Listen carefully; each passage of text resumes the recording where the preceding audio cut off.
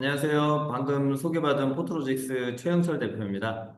예, 저희 포트로직스는 21년도에 출범을 했고요. 지금 작년에 이제 KGF 우리 송 교수님 기존에 알던 안면이 있었고 KGF 발족과 관련돼서 이제 정회원으로 가입해서 실질적인 활동은 협회 활동 굉장히 못하고 있지만 우리 협회 단톡방에 올라오는 오픈 채팅방에 올라오는 각종 유용한 자료들이라든지 트렌드에 대해서는 굉장히 열심히 따라가려고 노력을 하고 있습니다.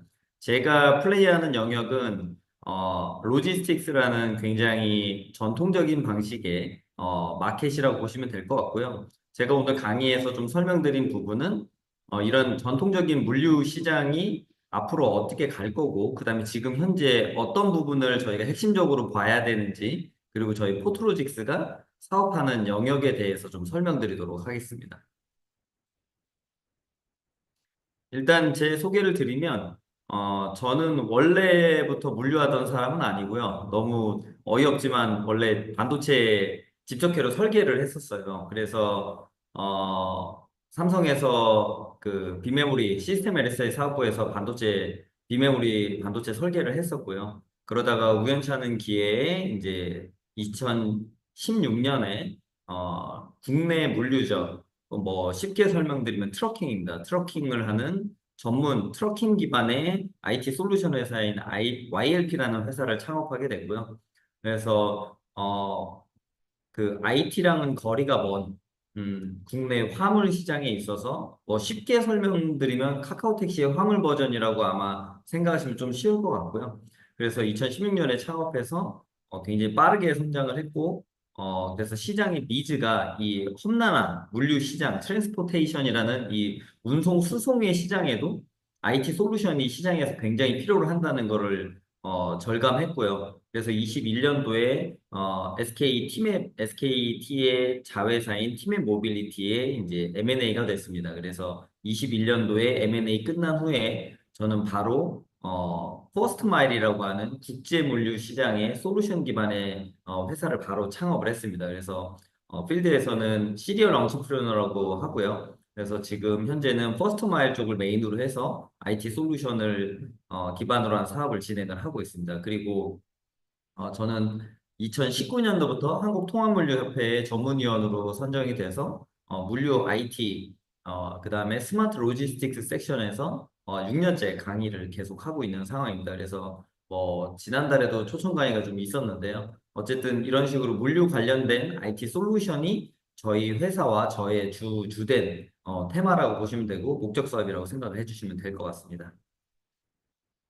그래서 기존에 제가 국내 물류했던 부분을 간략하게 소개를 드리면, 파주 고객이 원하는 곳에서부터, 출발지로부터 도착지로 가는 이제 국내 트러킹을 IT 솔루션 기반으로 하는 사업을 진행을 했었어요. 그래서, 이 부분이, 시장에서 굉장히 높게 평가를 받았고, 매출도 급성장할 수 있었던 요인인 것 같아요. 이 트러킹을 IT 솔루션으로 진행했던 부분이. 그래서 팀의 모빌리티랑 합병을 해서 지금 더 많은 시너지를 위해서 YLP는 이제 변모하고 있고요. 그래서 팀의 화물이라는 명칭으로 바뀌어서 지금 시장에서 플레이를 하고 있는 것으로 알고 있습니다. 저도 21년도에 M&A 된 후 회사 떠난 지 벌써 3년이 지났네요. 예. 그래서 미들마일 섹션에서의 굉장히 중요한 창업을 한번 하는 경험이 있고 그 사업을 하면서 물류 시장에서 IT 솔루션이 얼마나 중요한지 몸소 체감해서 지금도 퍼스트 마일 쪽의 사업을 진행하고 있다고 보시면 될 것 같습니다. 저희가 이제 그 보통의 시장을 볼 때, 마켓 맵을 반드시 봐야 되는 게 저는 중요하다고 생각을 하는데요. 국내 트러킹 화물 시장의 운송 규모가 약 4조 정도로 통계상 나와 있지만 실질적으로는 5조에서 6조 정도 시장으로 보고 있습니다. 단일 사업으로 화물 트러킹 시장이 굉장히 큰 상황이고요. 왜 통계적으로 4조인데 5조에서 6조냐면 이 전통 시장인 화물 배송 시장이 아직도 현금 거래하고 그다음에 영수증 처리가 안 되는 케이스들이 굉장히 많습니다. 그래서 실제 통계되는 시장의 규모보다는 훨씬 큰 규모의 시장으로 보통 산출을 하고 있고요. 이 시장의 특징적인 부분들이 굉장히 많았고 과거에 제가 YLP를 하기 전에 거의 모든 업무를 수기로 진행을 합니다. 이 수기로 화물 업무를 물류를 진행한다는 부분은 간략하게 설명드리면 배차 담당자가 전화하고 출발지 도착지를 얘기하면 트럭 기사가 그거에 대해서 가격이 맞으면 역결매 방식으로 콜센터를 통해서 오케이가 됩니다. 그럼 차주가 선택을 하면 그 부분 관련돼서 전화로 또 응대를 하고 문자를 통해서 관리하고 이런 부분들이 운송 주선사들의 역할이라고 보시면 될 것 같고요. 그런 일련의 과정들이 IT 솔루션 없이 모두 수기로 매뉴얼로 진행하고 있는 게 시장의 현실이었다고 보시면 될 것 같습니다. 그래서 저는 이쪽 시장을 타겟팅해서 IT 솔루션 기반으로 B2B 화물 플랫폼 기반의 사업을 진행을 했던 경력이 있고요. 그를 통해서 화물 시장에, 즉 물류 시장에, 확대돼서 물류 시장에 IT 솔루션이 굉장히 많이 뒤처져 있다는 것을 몸소 보고 그 부분에서 집중해서 사업을 진행하고 있습니다. 좀 더 나아가서 이제 로지스틱스 마켓 중에서 이제 국내 화물 트러킹을 제외한 인터내셔널 에어리어라고 이제 국제 물류 시장을 보게 되면 이 시장 사이즈는 국내 화물 시장 대비 10배 이상 더 큽니다. 즉, 대한민국의 우리 이 자리에 계신 모든 교수님들, 그다음에 대표님들 아시겠지만 수출 수입으로 어떻게 보면 먹고 사는 나라라고 해도 과언이 아닙니다. 물론 KGF를 통해서 AI라는 새로운 패러다임으로 넘어가는 부분에 있어서 또 다른 밸류에이션을 창출하고 하는 부분도 중요하지만 실물 경제에 있어서 대한민국은 수출 수입이 주된 목적 사업으로 가는 국가라고 저는 판단을 합니다. 그러다 보니 대한민국의 국제 물류비 규모가 약 55조 원이라는 거대한 시장이 형성되어 있고요. 이 시장에서 저희는 중소중견 수출 기업들의 국제 물류를 솔루션 기반으로 진행할 수 있는 부분을 타겟팅해서 플레이를 하고 있다라고 보시면 될 것 같아요. 그래서 뭐 세계 무역 규모를 보셔도 아시겠지만 대한민국이 탑10 안에 G7 안에 들을 정도로 굉장히 많은 수출 수입 강국이 되고 올해 아마 잘하면 일본을 앞지를 수도 있을 정도의 수출 강국으로 발전돼 있는 국가입니다. 그래서 당연히 이 국제 수출 수입 무역에 수반되는 국제 물류 시장도 굉장히 대한민국이 많이 발전돼 있지만 다만 이 부분에 있어서 IT 솔루션을 통한 어떤 시장의 변화는 굉장히 더디게 진행되고 있고 좀 이 부분에 있어서 저는 시장에 기회가 있다라고 판단을 해서 열심히 사업을 하고 있습니다. 오늘 강의하는 내용을 보시면 아시겠지만 제가 하는 부분은 지금 현재 마켓 트렌드 물류 관련된 섹션에 물류 에어리어의 로지스틱스 에어리어의 마켓 트렌드와 IT 솔루션이 어떻게 적용되고 또 IT 솔루션을 적용할 때 어떤 필수적인 컨텍스트를 가지고 개발을 해야 되냐를 중점적으로 다룰 건데요. 지금 보시는 것처럼 유통업과 물류업의 경계가 이제는 없어졌어요. 이 페이지의 가장 핵심은 그건데, 유통과 물류의 경계가 없어졌다는 얘기가 무슨 얘기인지는 다음 장에서 좀 설명을 드릴게요. 과거에는 제조사는 제조사, 유통사는 유통사, 물류사는 물류사를 이렇게 좀 양분돼 있었어요. 굉장히 각자의 역할하는 기업들이 나눠져 있었다면, 지금은 물류 경쟁력이 유통사의 경쟁력이 되고요. 유통사의 경쟁력은 물류 경쟁력 없이는 불가능한 그런 상황으로 가고 있습니다. 그래서 이런 경계가 허물어지고 제조기업이 물류 경쟁력을 당연히 갖고 있어야 되고 유통기업 동안 물류 경쟁력을 갖고 있어야 되는 이런 애매모호한 경제적으로 융화가 일어나는 현상을 이제 빅블러라고 하는데요. 그래서 유통업과 물류업의 경계가 종말됐다. 그런 사례들을 살펴보시면 여러분들 당연히 아시겠지만 쿠팡이 지금 뭐 위메프의 사태로 인해서 티메프라고 하죠. 요즘에는 티몬 위메프 사태를 티메프 사태라고 하는데 이 이커머스 시장에서 어떻게 보면 지금 압도적으로 우위를 점하고 있습니다. 그럼 쿠팡이 정확하게 말씀드리면 사업적인 영역은 이커머스의 홀세일러의 영역임에도 불구하고 쿠팡이 지금까지 물류 사업에 투자했던 비용은 막대합니다. 제가 아는 것만 약 2조 정도 물류 사업에만 투자를 했는데요.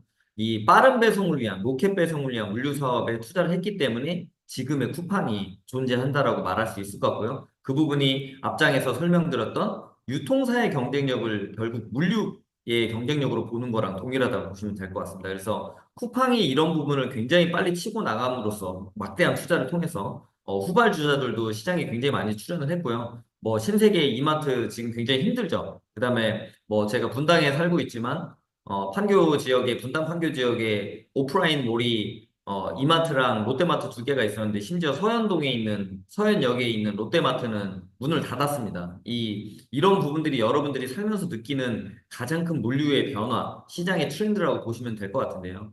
물류 경쟁력이 없는 유통사는 결국은 종말을 맞이할 수밖에 없다는 게 저의 지론이고요. 그런 사례들이 계속적으로 발생을 하고 있습니다. 그래서 스타컴도 지금 굉장히 많은 부분을 투자해서 진행을 했지만 쿠팡이 그동안에 투자했던 비용에 비하면 세 발의 피라고 저는 말씀드릴 수 있을 것 같은데 스타컴 같은 경우도 지금 현재 여러분들 기사 봐서 아시겠지만 CJ 대한통운, CJ 로지스틱스랑 물류 관련된 부분을 아예 이관하는 작업을 진행하는 걸로 알고 있습니다. 그래서 뭐 마켓컬리 새벽 배송에 따른 이커머스의 새벽 물류, 장보기 물류의 굉장히 확대가 이루어졌고요. 롯데 같은 경우에는 한 2년 정도 투자했지만 유의미한 성과가 없고 계속적인 물류 경쟁력의 악화로 인해서 사업을 철수한 상황입니다. 그리고 라이더 기반의 라스트 마일이라고 하는데 제가 뭐 자꾸 세 가지에 대한 개념을 계속 뒤에서도 설명드릴 거라서 잠깐 설명을 드리고 넘어가면 퍼스트 마일, 미들 마일, 라스트 마일이라는 용어가 있습니다.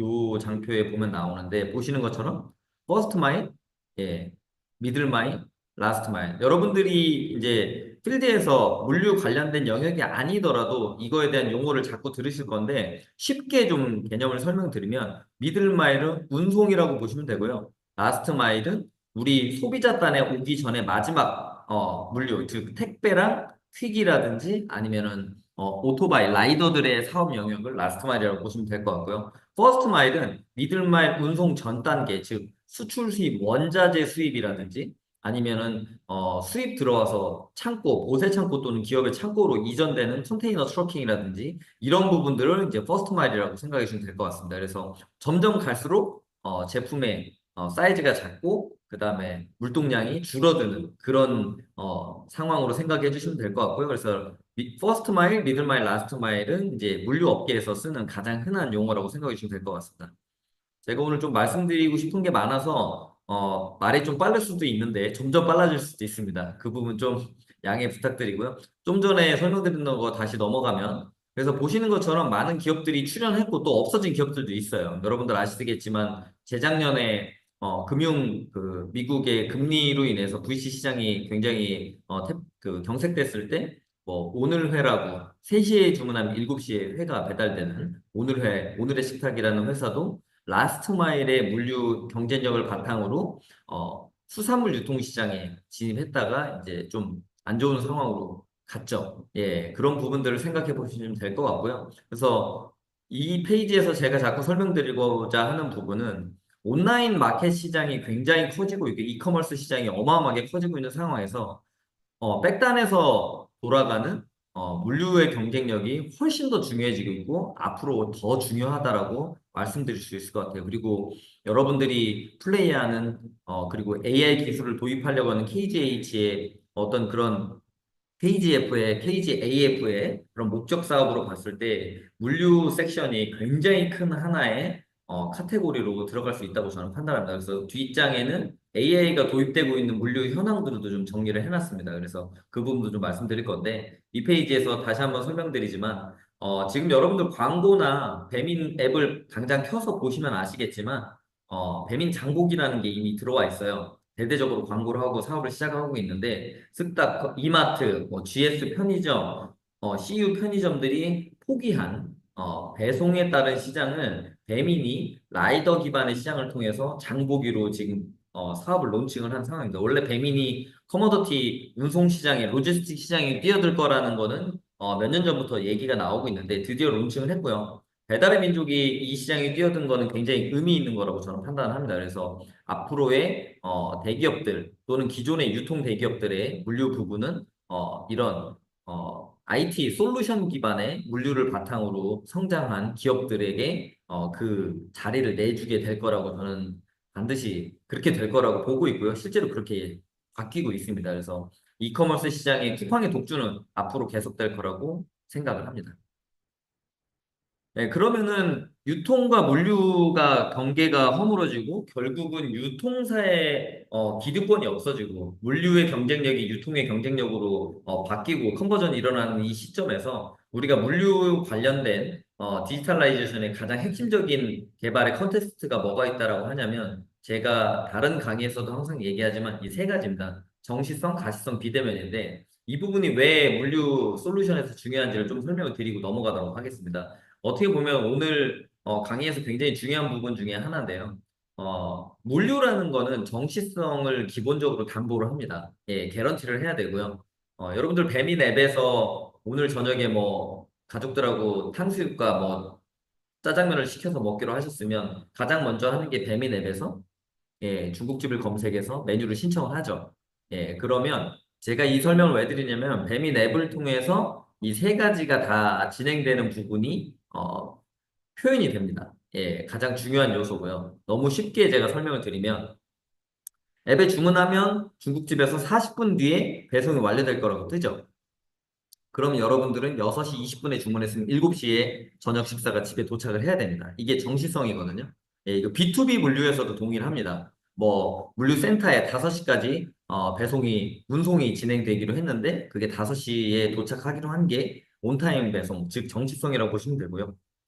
그럼 배민을 통해서 설명을 드리면 계속 설명을 드리면 7시에 음식이 도착해야 되는데 아직 도착을 안 했지만 아니면 좀 더 일찍 오지만 대한민국의 까다로운 소비자들이 배민의 정시성이 거의 100%에 육박한다고 믿는 이유는 그 다음에 설명드린 가시성 때문입니다. 예를 들면 7시가 넘었는데 중국집에서 음식이 배달이 안 됐으면 우리 소비자들이 가장 먼저 하는 UX가 어떻게 되냐면 배민 앱에서 라이더 위치를 확인하죠. 근데 우리 집 아파트 단지 앞에 사거리에 다 왔어요. 예, 그럼 정시성이 이미 깨졌는데도 가시성을 통해서 정시성이 극복이 되는 겁니다. 이렇게. 그래서 가시성을 통해서 정시성을 극복하는 거고요. 이런 모든 것들이 배민 앱을 통해서 비대면을 통해서 이루어지고 있다는 게 물류 솔루션의 가장 핵심이다. 우리가 쿠팡을 주문해도 마찬가지. 예, 그다음에 마켓 컬리를 해도 마찬가지. 자, 여러분 아시겠지만 이런 B2B 라이더, B2C 라이더를 통한 배민의 운송 같은 경우는 가시성이 핵심이지만 B2B 물류에서는 지금까지는 그런 부분들이 굉장히 많이 배제돼 있었어요. 쉽지 않다는 거죠. 뭐 이게 근데 시간이 지나면 지날수록 B2C에서는 정시성과 가시성 비대면이 가장 중요한 핵심 요소인데 기존의 유통 대기업들이 이 부분을 핵심적인 요소들을 간과해서 사업을 진행했던 걸로 판단이 됩니다. 네. 그래서 배민이 그래서 성공하고 있는 거고요. 예. 또 다른 예를 들면 뭐 마켓컬리의 새벽 배송이 온타임 배송이 어긋난다 하면 고객과의 약속이 어긋난다 하면 여러분들 상상해 보십시오. 마켓컬리의 사업 모델은 굉장히 힘을 잃을 거고요. 쿠팡의 로켓 배송이 정시성이 어겨진다 하면 예, 고객들이 쿠팡을 통한 이커머스 쇼핑이 계속 일어난다고 보기 힘들 겁니다. 그래서 물류 로지스틱스 영역에서 물류 경쟁력을 갖추기 위한 솔루션의 기반인 세 가지 컨텍스트는 결국은 온타임, 그다음에 비주얼라이제이션, 그다음에 언택트, 즉 비대면 이 세 가지 요소를 기반으로 반드시 물류 솔루션에 접근을 하셔야만 성공할 수 있다고 자신 있게 말씀드릴 수 있을 것 같습니다. 그래서 쿠팡 얘기를 잠깐 말씀드리면 기존의 유통사들이 전통적인 방식의 물류 형태를 취했다면 쿠팡은 굉장히 많은 물류 혁신 사례들을 통해서 성장을 했다고 보시면 될 것 같고요. 너무 많은 물류 관련된 플레이를 진행을 했습니다. 그래서 이런 부분들을 전부 다 IT 솔루션 기반으로 진행을 했었고 지금 그러다 보니 쿠팡의 어, 빠른 배송이 고객에게 굉장히 신뢰로 다가오고 이런 부분들 때문에 쿠팡이 급성장했다고 생각을 합니다. 이 이커머스 시장에서 크게 두 가지 테마가 있어요. 알리와 테무를 기반으로 한 굉장히 칩한 것이 성공할 거냐, 아니면은 스피드가 성공할 거냐, 쿠팡에. 예. 그래서 저는 개인적으로는 가격적인 요소보다는 스피드가 훨씬 더 앞으로 중요하다고 판단합니다. 왜냐하면 가격적인 요소는 얼마든지 밀어붙일 수가 있어요. 예, 근데 스피드는 빠른 시간 내에 그 백단에 있는 물류 전 프로세스를 개혁하고 혁신해서 쿠팡처럼 로켓 배송을 하는 부분은 투자가 있지 않으면 굉장히 쉽지 않은 영역이기 때문에 쿠팡도 보시는 것처럼 꽤 오랜 시간 물류 혁신을 투자를 했거든요. 그러다 보니까 이런 부분이 추후에도 저는 물류 영역에서 가장 중요한 요소로 자리 잡을 거라고 보고요. 결국은 이커머스 시장의 싸움은 스피드를 기반으로 한 물류 싸움의 승자가 전체 시장을 리드할 거고 그 리드하는 시장에서 추후에 가격적인 요소가 고려된다면 거의 뭐 위너 테이크스 올 싸움이 될 거라고 저는 판단합니다. 그러면은 우리가 이제 국제물류 상황을 살펴보지 않을 수가 없는데요. 왜 지금 이런 상황들이 자꾸 벌어지고 있냐. 물류비가 굉장히 지금 해상운임 같은 경우에 예를 들어서 좀 설명을 드릴게요. 대한민국 앞에도 서두에도 말씀드렸지만 수출입으로 먹고 사는 나라입니다. 예, 수출로 먹고 사는 나라인데요. 부산항에서 LA 롱비치, 대미 무역량이 한국이 굉장히 많이 치중돼 있지만 그 예를 들 수밖에 없습니다. 그래서 부산항에서 LA의 서안에 롱비치 가는 컨테이너 운임을 가지고 설명드릴 수밖에 없는데, 컨테이너를 배에 실는 배값이죠. 우리가 SRT를 탈 때 내는 기차값하고 똑같은데, 이 프라이스의 변동되는 상황을 보시면, 너무 재밌습니다. 코로나 때 2만 불까지 갔었어요. 40피트 컨테이너 하나가 부산항에서 롱비치까지 가는데, 배값만 네, 2천만 원이 넘는 비용을 지불을 했습니다. 컨테이너 하나당. 예. 근데 코로나 끝나고 나서 작년에 약 1,500불까지 떨어졌었어요. 예. 그리고 지금은 얼마냐면 약 6,000불에서 7,000불대의 가격을 형성을 하고 있습니다. 예. 이 너무 말도 안 되는 운임의 변동폭입니다.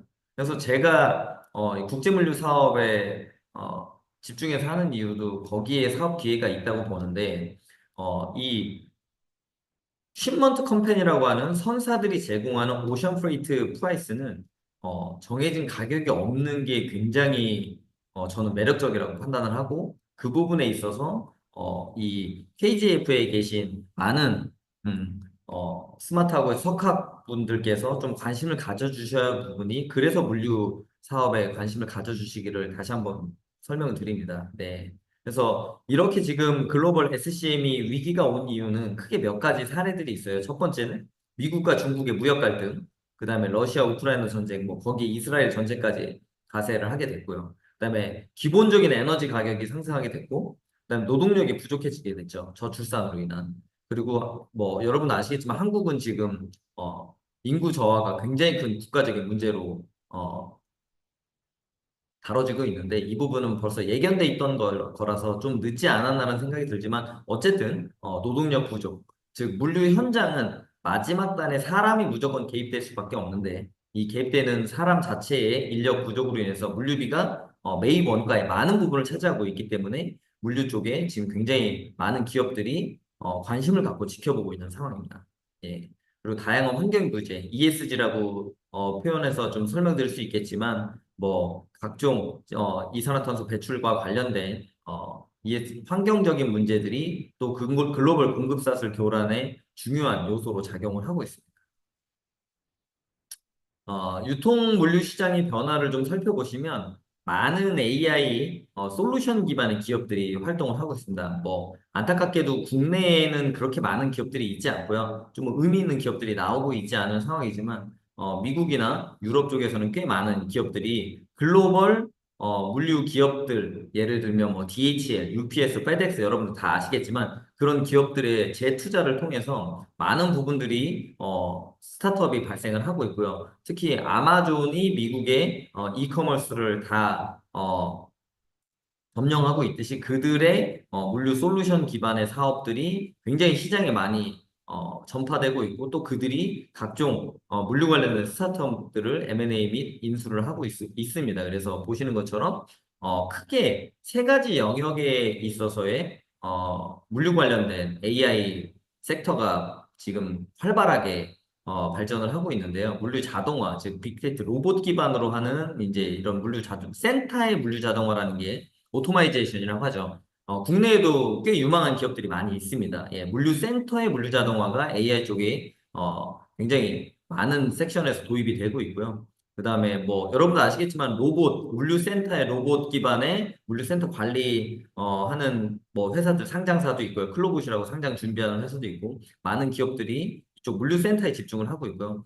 또 실질적인 운송, 트랜스포테이션 제가 말씀드린 제가 플레이하는 영역이기도 한데요. 이 운송에서도 물류 운송 시스템에 대해서도 많은 기업들이 집중을 해서 플레이를 하고 있습니다. 그리고 리테일 단에서는 솔루션 기반의 무이나 서비스 뭐 우리나라에 뭐 그냥 설명드리면 뭐 그 배민이 하고 있는 이런 빅데이터 기반의 B2C 라스트 마일 물류 서비스도 리테일의 물류 AI 솔루션 기반의 사업이라고 보시면 될 것 같고요. 그들이 갖고 있는 데이터 양이 어마어마하고 또 그 데이터를 기반으로 해서 서두에 설명드렸던 이제 배민이 스몰 파슬 영역의 운송 시장에 뛰어들었다라고 여러분들 보셔도 됩니다. 제가 볼 때는 쿠팡을 제외한 거의 대부분의 기업들이 기존의 대기업 유통기업들이 배민을 통한 물류 소형 스몰 파슬 물류가 진행될 거라고 저는 확신을 하고요. 이 부분이 굉장히 중요한 상황으로 여러분들이 지켜보실 필요가 있다고 판단합니다.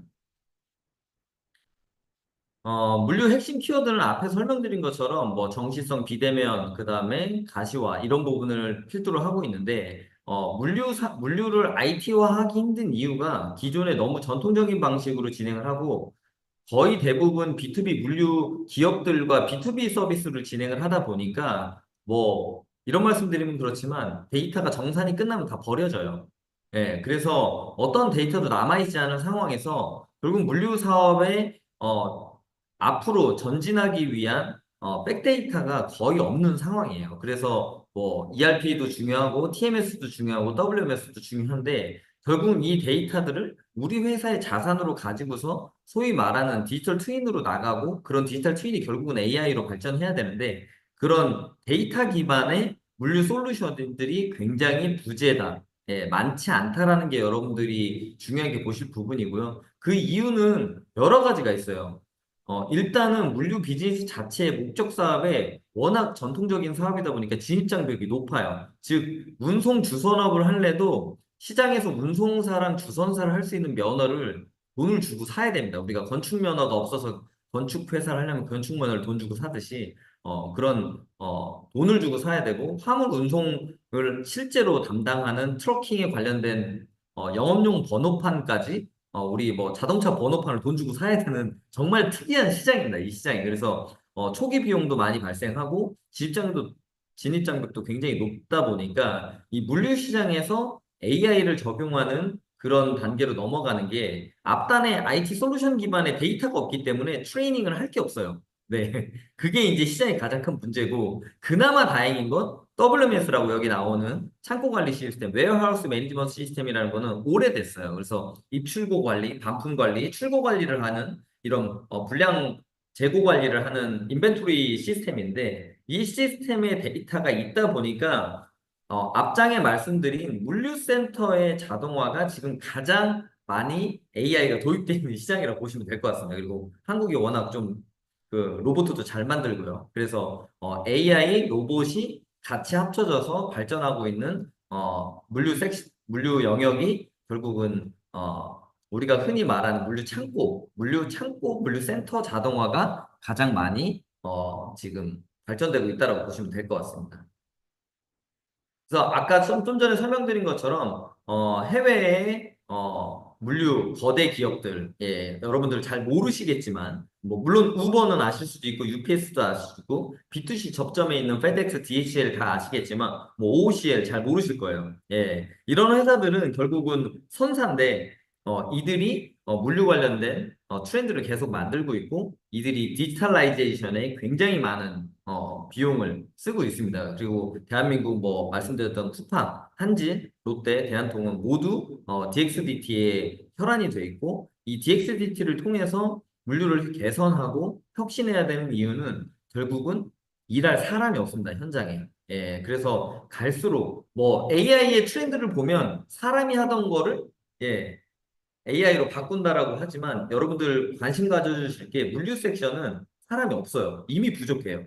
그래서 AI 도입이 필수적인 시장이라고 보시는 게 저는 맞다고 봅니다. 그래서 물류 섹션에서는 우리 KJF에 계신 많은 AI 전문가분들께서 눈여겨보실 만한 충분한 시장성과 뭐 마켓 사이즈를 가지고 있다고 보셔도 무방할 것 같아요.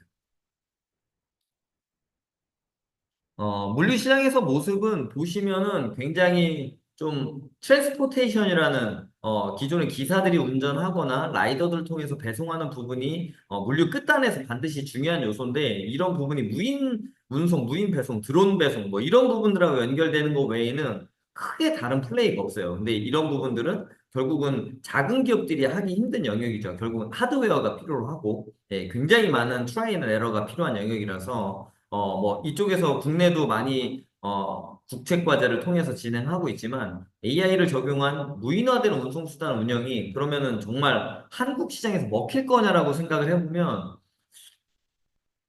우리나라 교통시장에서는, 드론 배송이 가장 효과적일 거라고 보고, 무인 자동화는, 조금은 기술 개발이 완료돼도 도입에 따른 어떤 사건, 사고에 대한 부분들이 크기 때문에 쉽지 않을 거라고 생각을 합니다. 수도권 특히 이 복잡한 교통 상황을 어떻게 자율주행으로 극복할 수 있을지 그 부분이 굉장히 저는 뭐 안 될 거라고 생각하는 건 아닌데 어렵다라고 판단을 하고 있습니다. 예.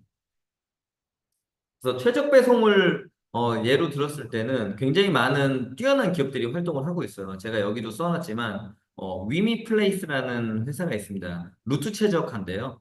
네, 우리가 뭐 하루에 택배 기사들이 보통 100곳, 200곳을 배송을 할 때 어디를 먼저 배송을 하냐 그거에 따른 최적 경로 그다음에 뭐 연비도 가장 효율적인 이런 부분들을 판단해주는 루트 최적화를 AI 솔루션을 통해서 굉장히 빠르게 라우트를 짜주는 거죠. 예, 이런 부분들의 영역에서 많은 스타트업들이 지금 플레이를 하고 있고, 그중에 위미플레이스는 루틴화는 솔루션으로 뭐 이런 말씀들을 그렇지만 스타트업 경진대회에서 거의 모든 상을 다 휩쓸고 있는 회사입니다. 네, 굉장히 빠르게 성장하고 있고, 물류 섹션이 그만큼 좀 핫합니다. 예, 왜냐하면 이쪽에서 시장에 필요한 AI 기반의 어떤 솔루션이 나온다면 물류 기업들이 너도 나도 도입할 게 자명하기 때문에 굉장히 중요한 요소라고 보시면 될 것 같고 최적 배송을 위한 각종 스타트업들이 글로벌리 또는 국내에서 발전을 하고 있습니다.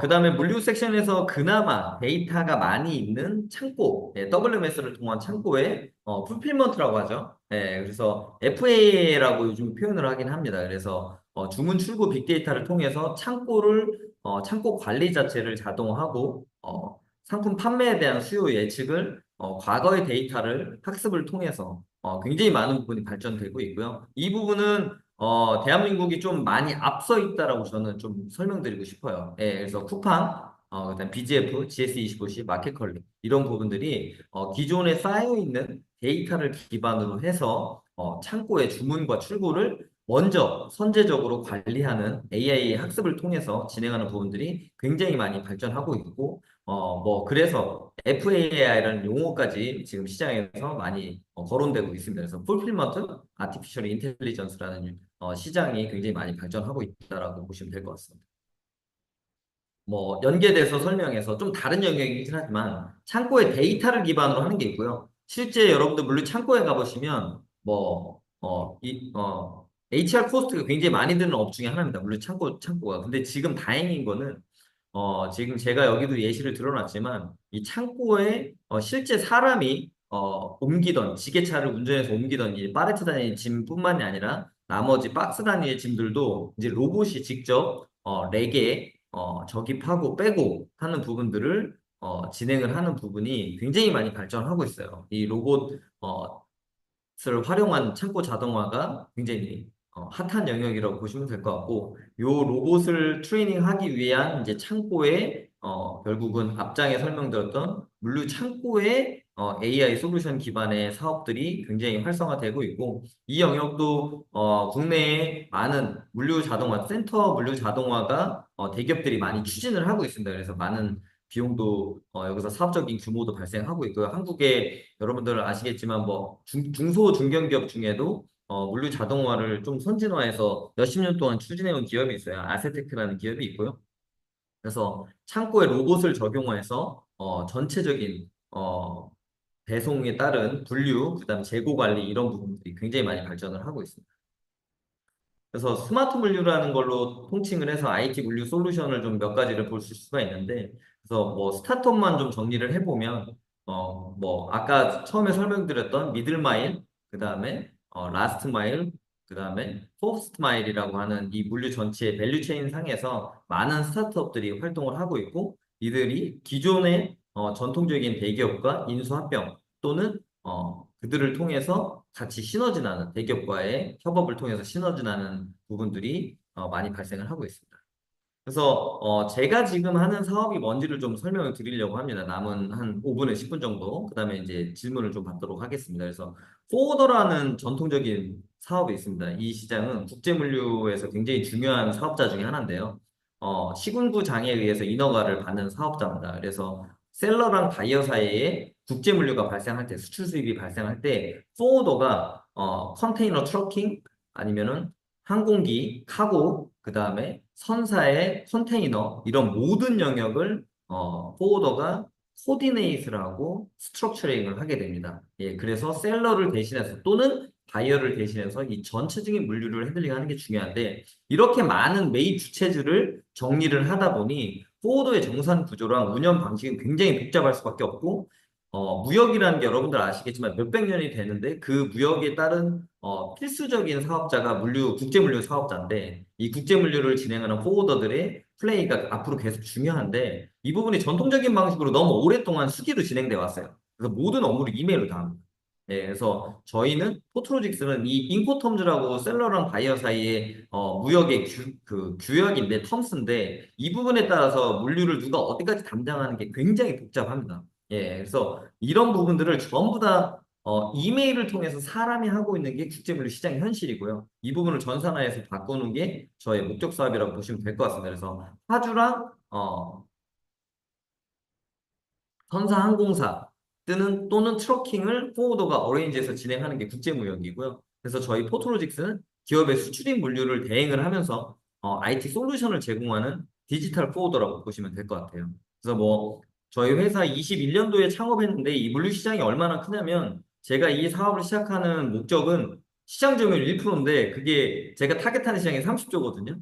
시장 점유율 1%가 3천억입니다. 예, 어마어마하게 큰 시장이고 그에 따라서 저희도 지금 빠르게 성장하고 있는데 작년에 22년도에 처음 솔루션 오픈했고 작년에 60억 정도 매출했는데 올해 250억에서 300억 정도 달성할 거라고 예상을 합니다. 그래서 굉장히 빠르게 성장하고 있고 뭐 최근에 국내 메이저 VC에서 투자까지 잘 마무리돼서 잘 성장하고 있습니다. 그래서 매출도 급격하게 향상 중이고요.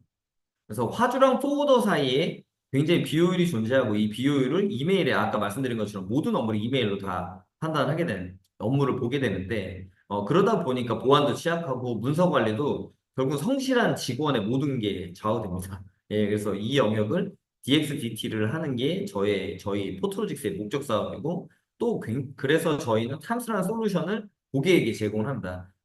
글로벌리 가장 처음 론칭된 솔루션 중에 하나인데 수출 수입에 따른 모든 인코텀즈 아까 앞장에 설명드렸던 그 무역 규약에 따른 모든 내용을 백단에서 다 담을 수 있게 관리할 수 있는 솔루션이 탐스입니다. 그래서 OMS라는 용어는 많이 들어보셨을 것 같고요. 이커머스에서 거기에 트레이드를 붙였습니다. 그래서 탐스라는 솔루션을 고객에게 제공을 하고 이 탐스라는 솔루션을 통해서 온타임 비주얼라이제이션 비대면을 구현하는 게 저희 목적 사업입니다. 그래서 저희는 국제물류 주선업을 기반으로 한 뭐 미들마일, 라스트마일 고객이 필요하면 실제 트랜스포테이션을 진행하는 역량을 가지고 있고요. 지금 현재 115개 정도의 B2B 고객사를 보유하고 있고 산업군도 굉장히 저희가 핸들링하는 프로덕트의 카테고리죠. 굉장히 계속 늘어나고 있습니다. 그래서 주요 기업들을 보시면 뭐